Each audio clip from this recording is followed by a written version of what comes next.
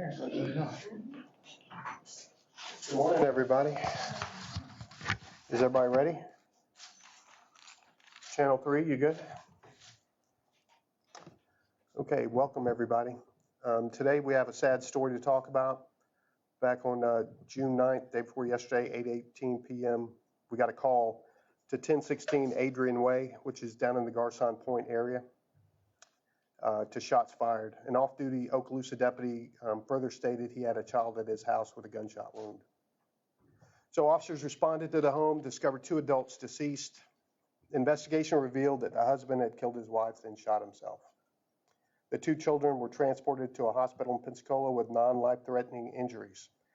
And we had responded to domestic disturbances with this family 2 times prior, once in 2015, once in 2022, and both were classified as verbal-only disputes, so there was no arrest made.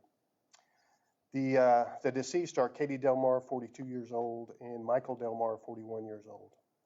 And we're going to talk a little bit about domestic violence. And I'll tell you right now, we respond to a lot of domestic violence calls. We try to break the cycle as best we can. Sometimes we can, sometimes we cannot.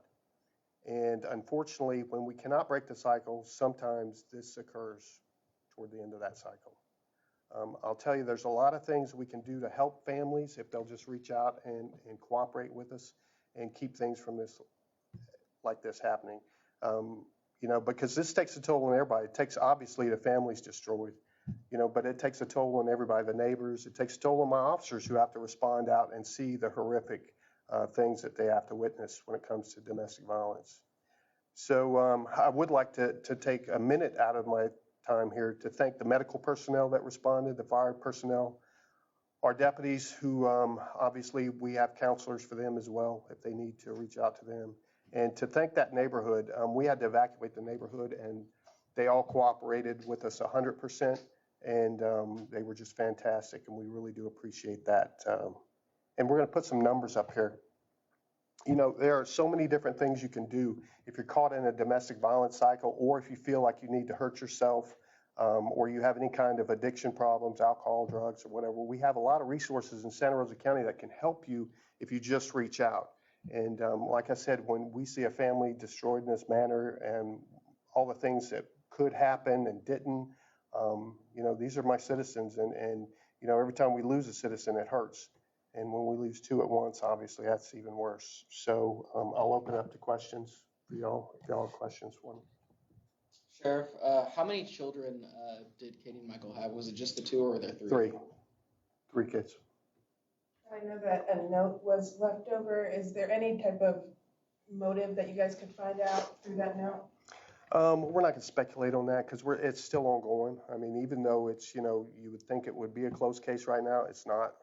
We still have people to interview and things to go over. So I'm not going to get into the specifics. I can tell you that the children are safe now with family members. And that's the main thing now, is to get them counseling and get them help, because obviously their lives will never be the same again. And other than the evacuations, was there anything else that the neighbors in that area did to help support you guys through all of this? Well, obviously, you know, the off-duty Okaloosa deputy calling us, that was the main thing, and then taking care of the child on his doorstep. So that was a big help to us as well. You know, and I know there's going to be a lot of people out there who know this family and think, what could I have done? Or, you know, when you have somebody that's bent on taking their own life, sometimes there's nothing you can do. I don't care what you say to them. You know, if you're a family member trying to talk them out of it, if they're bent on doing it, they're going to do it. And unfortunately, that's what occurred this time. So, and I will tell you this, if you're religious out there, you know, and I am, I would tell you this, pray for that family, because they're going to need your prayers.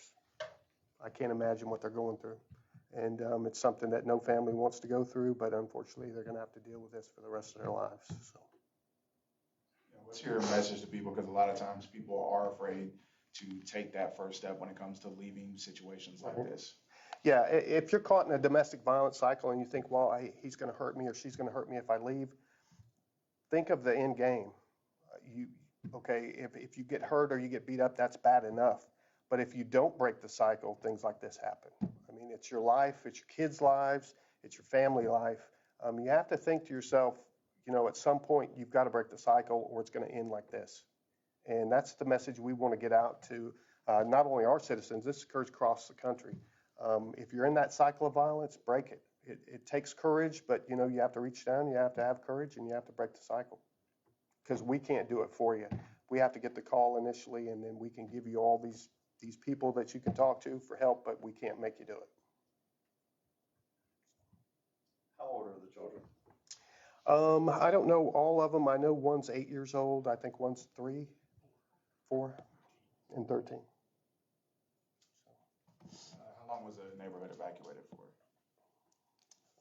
I don't know. I want to say probably an hour, hour and a half, maybe. It wasn't that long. Yeah. Anything else? Thank you all for coming. And if you need a copy of the report, I'm sure Jillian will be able to help you. Thank y'all.